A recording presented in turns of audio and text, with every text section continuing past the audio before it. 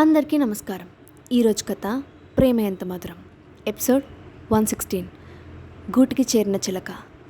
ఇక స్టోరీలోకి వెళ్తే, హోటల్ నుండి తప్పించుకున్న స్నేహ నేరుగా క్లౌడ్ ప్యాలెస్లోకి వచ్చిందని, బహుశా అభయ్ ఆమెను కిడ్నాప్ చేసి ఉంటాడని అక్షయ్తో చెప్పాడు త్రిపాఠి. ఆ మాట వినగానే అక్షయ్ ముఖంలో కోపం ఇంకొంచెం పెరిగిపోయింది. అసలు ఈ స్నేహ అమాయకంగా ఈ అబ్బాయి లాంటి వాడిని ఎలా నమ్మింది?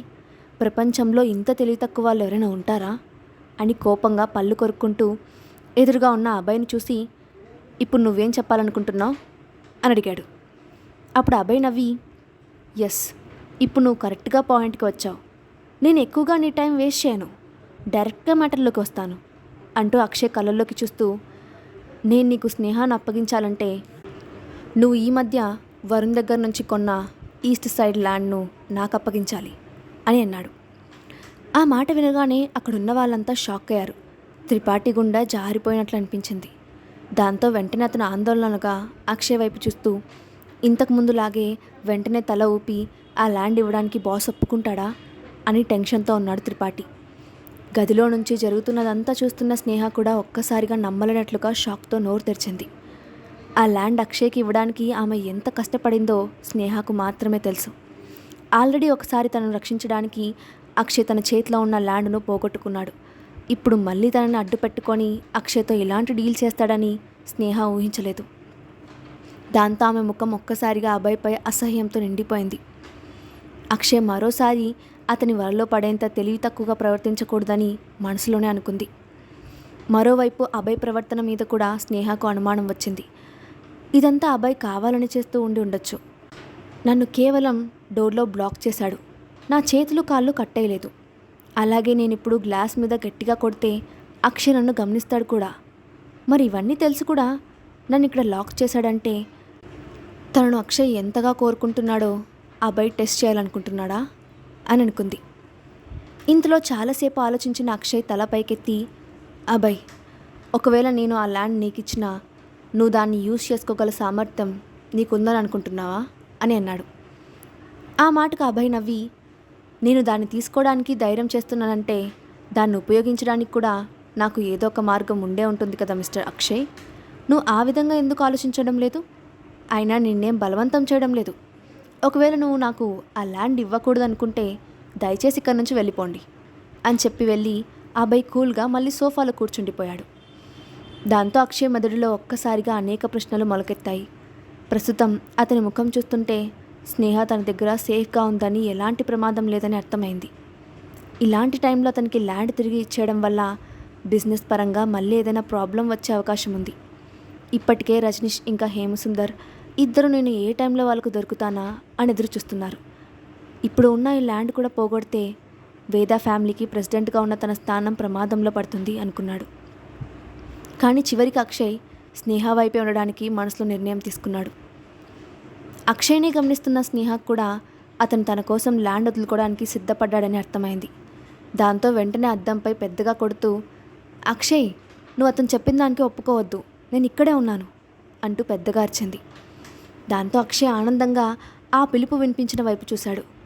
అక్కడ ఉన్న గాజు గ్లాసులో నుండి లోపల ఒక అందమైన నీడ పడుతున్నట్లు గమనించాడు.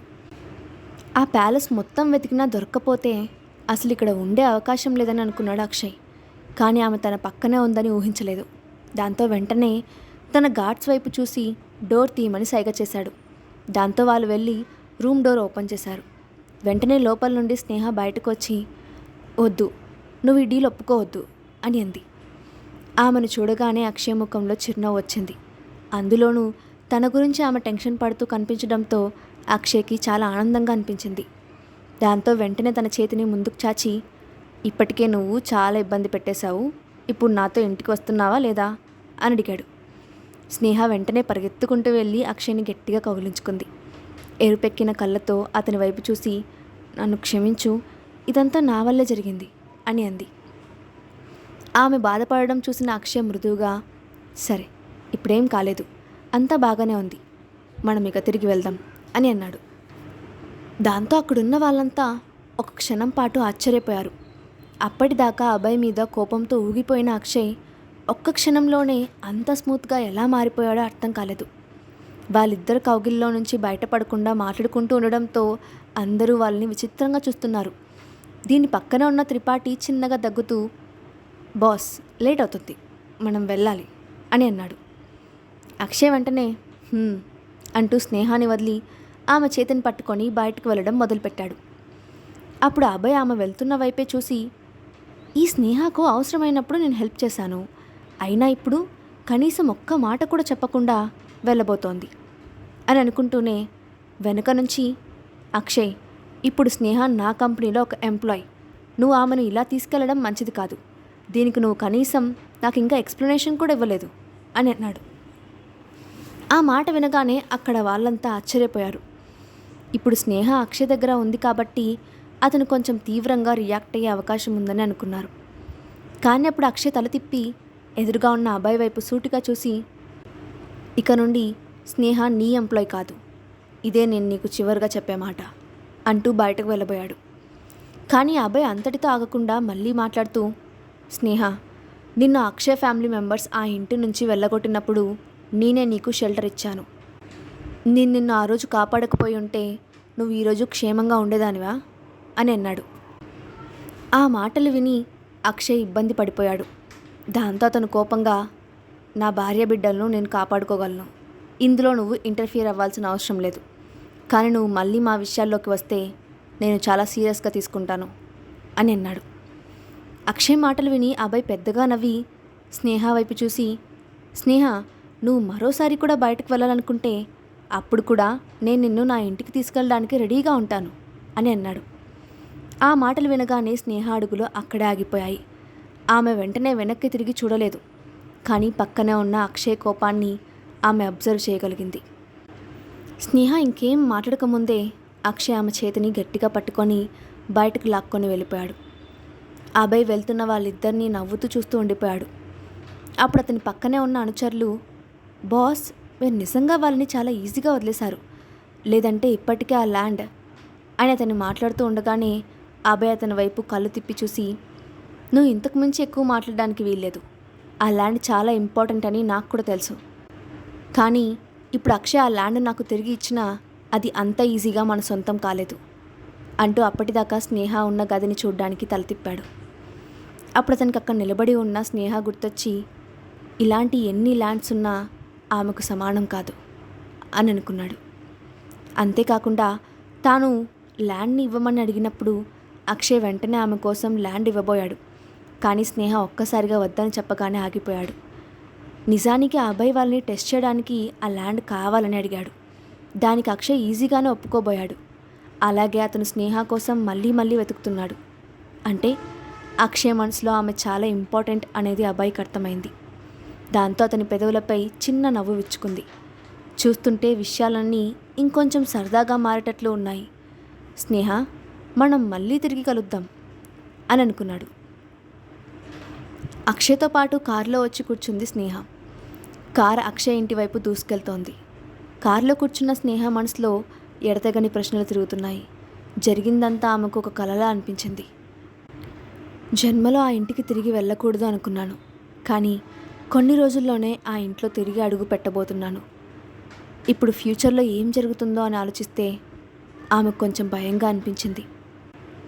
దాంతో భయంగా అక్షయ్ వైపు చూసింది. కానీ అభయ్ మాటలు విని కోపంగా మారిన అక్షయ్ ముఖం ఇంకా మామూలు స్థితికి రాలేదు. దాంతో ఆమె అక్షయ్ వైపు చూసి మెల్లగా, అక్షయ్, నువ్వు ఇప్పుడు జెల్సీగా ఫీల్ అవుతున్నావా అని అడిగింది. ఆ మాటకు అక్షయ్ ఆమె వైపు సీరియస్గా చూస్తూ, నేను మరీ ఇలాంటి చిన్న చిన్న విషయాలు కూడా పట్టించుకునేవాడిలా అనిపిస్తున్నానా, ఎవరిపై అసూయపడాలో కూడా తెలియని వాడిలా కనిపిస్తున్నానా అని అన్నాడు. దాంతో స్నేహ ఒక్క క్షణం మౌనంగా ఉండి తలదించుకొని, కానీ నువ్వెందుకో ఖచ్చితంగా కోపంగా ఉన్నావని నాకు తెలుస్తోంది. నువ్వు అబ్బాయికి నాకు మధ్య ఏముందని అనుకుంటున్నావో తెలియదు, కానీ మేమిద్దరం కనీసం ఫ్రెండ్స్గా కూడా ఉండలేదు. నేను అతని ఇంట్లో ఉన్నందుకు రెంట్ కూడా ఇచ్చాను అని చెప్పి తలెత్తి అక్షయ్ వైపు చూసింది. అతను సైలెంట్గా ఏదో ఆలోచిస్తున్నట్లు అనిపించింది. దాంతో స్నేహ మళ్ళీ నిరాశగా తల దించుకోబోతుండగా అక్షయ్ వెంటనే ఆమె ముఖాన్ని తన 2 చేతుల్లోకి తీసుకొని ఆమె పెదాలపై కిస్ చేసి, అదంతా జెలసీ అని నువ్వెందుకు అనుకుంటున్నావు? నిన్ను కిస్ చేయడానికి నేను ఆగలేకపోతున్నానేమో అని అన్నాడు. దాంతో అతను హఠాత్తుగా చేసిన పనికి ఆశ్చర్యపోయిన స్నేహ అక్షయ్కి సమాధానం చెప్పకుండా తలదించుకొని నెమ్మదిగా, నువ్వు నిజమే చెప్తున్నావా? నా పట్ల నీకు ఫీలింగ్స్ ఉన్నాయా అని అడిగింది. నువ్వు ఇంకా నమ్మడం లేదా? వెంటనే అడిగాడు అక్షయ్. దాంతో స్నేహ వెంటనే, లేదు, నన్ను అపార్థం చేసుకోవద్దు, నా ఉద్దేశం అది కాదు అంటూ ఇంకా ఏదో చెప్పాలనుకుంది. కానీ ఆ తర్వాత ఏం చెప్పాలో తనకు తోచలేదు. అప్పుడు అక్షయ్ ఆ భుజం చుట్టూ చేతులు వేసి దగ్గరికి తీసుకుంటూ, నువ్వేం ఆలోచించకుండా నాతో ఇంటికి రా, సరేనా అని అన్నాడు. ఆ క్షణం అతని కళ్ళల్లోకి చూసిన స్నేహకు ధైర్యంగా అనిపించింది. దాంతో ఆమె అక్షయ్ ఛాతీపై వాలిపోతూ, సరే అని అంది. నువ్వు బాధపడకు, నీకు యువన్కి ఎలాంటి ప్రాబ్లమ్స్ రాకుండా నేను చూసుకుంటాను అని అన్నాడు అక్షయ్. ఆ మాటలు విని స్నేహకు ప్రపంచాన్ని గెలిచినట్లు అనిపించింది. తెలియకుండానే ఆమె శరీరం అంతా కొత్త శక్తితో నిండిపోయినట్లుగా ఉంది. అక్షయ్, యువన్ ఇద్దరు తన పక్కన ఉన్నంతసేపు తను ఎవరికీ భయపడడం అవసరం లేదని అనిపించింది. ఇంతలో కార్ విల్లా ముందు ఆగడంతో ఇద్దరు కార్ దిగారు. స్నేహ విల్లా వైపు ఒకసారి తనివి తీరా చూసుకుంది. ఆమె వెళ్ళి కొన్ని యుగాలైపోయినట్లు అనిపించింది. జీవితంలో మళ్ళీ ఆ ఇంటికి రాకూడదని అనుకుంది. కానీ విధి చాలా త్వరగా తిరిగి వచ్చేలా చేసింది. వెళ్దామా? నీకోసం యువన్ ఇంకా అన్నపూర్ణమ్మ గారు చాలాసేపటి నుండి వెయిట్ చేస్తున్నారు అంటూ ఆమె చేయి పట్టుకున్నాడు అక్షయ్. అంటూనే అక్షయ్ వెనకే ఆ ఇంట్లోకి అడుగుపెట్టింది స్నేహ. తల్లిదండ్రులు ఇద్దరినీ గుమ్మంలో చూడగానే హాల్లోనే ఉన్న యువన్ సంతోషంతో పరిగెత్తుకుంటూ వచ్చి, మమ్మీ, నువ్వు వచ్చేసావా? ఐ మిస్ యూ మమ్మీ అంటూ ఆమె కాలును గట్టిగా కౌగిలించుకున్నాడు. దాంతో స్నేహ వెంటనే యువన్ను ఎత్తుకొని గట్టిగా కౌగిలించుకొని ముద్దులతో ముఖాన్ని నింపేసి, నువ్వు ఇక బాధపడకు, మమ్మీ నీకోసం తిరిగి వచ్చింది అని అంది. అప్పుడు యువన్ ఆనందంగా, నిజమా మమ్మీ? మనం మళ్ళీ ఈ ఇల్లు వదిలి ఎక్కడికి వెళ్ళం కదా అని అనుమానంగా అడిగాడు.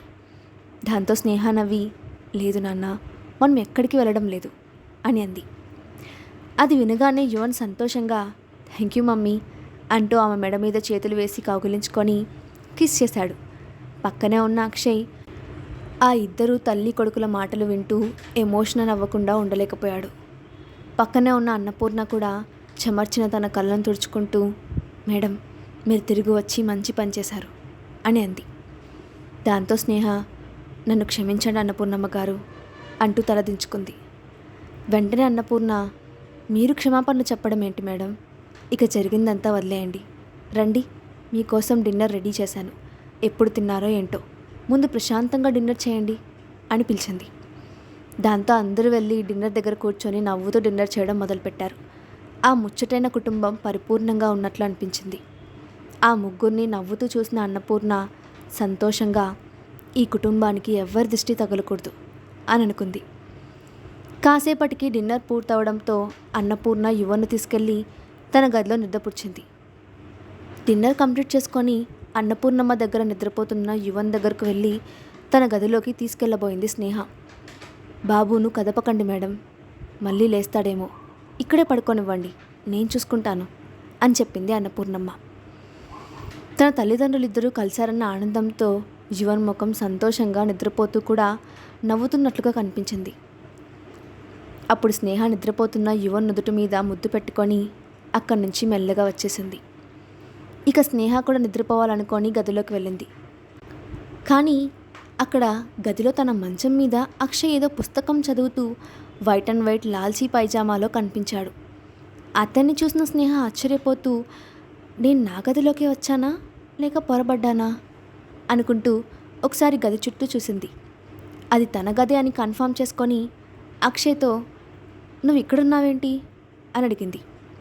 పుస్తకం చదువుతున్న అక్షయ్ తల పైకెత్తి నవ్వుతూ పుస్తకం పక్కన పెట్టి, ఎందుకంత ఆశ్చర్యపోతున్నావు అని అడిగాడు. స్నేహ బుగ్గల సిగ్గుతో ఎర్రగా అయ్యి తల దించుకొని మెల్లగా, ఇది నా రూమ్, నువ్విక్కడున్నావేంటి అని అడిగింది. మళ్ళీ అంతలోనే అలా అడిగినందుకు అక్షయ్ ఫీల్ అవుతాడేమో, తొందరపడి అడిగానా అని మనసులో అనుకుంది. కానీ ఈరోజు అక్షయ్ మూడ్ చాలా కూల్గా హ్యాపీగా ఉంది. అతను చాలా ప్రశాంతంగా నవ్వుతూ తన ఎదురుగా నిలబడిన స్నేహ కళ్ళలోకి కళ్ళు పెట్టి చూస్తూ, ఇప్పుడు మన ఇద్దరి మధ్య ఏదో బంధం ఉందని నీకు అనిపించడం లేదా అని అడిగాడు. స్నేహ తిరిగి వచ్చిందని తెలిస్తే రాజేశ్వరి ఏం చేయబోతోంది? మళ్ళీ మొదలైన బంధం సాఫీగా సాగుతుందా లేదా? నెక్స్ట్ పార్ట్లో చూద్దాం. ఈ స్టోరీ అప్డేట్ ఎలా ఉందో కింద కామెంట్ బాక్స్లో మీ ఒపీనియన్ని షేర్ చేయండి. అలాగే ఇలాంటి మరిన్ని స్టోరీస్ కోసం మా ఛానల్ సబ్స్క్రైబ్ చేసుకోండి. Thanks for watching.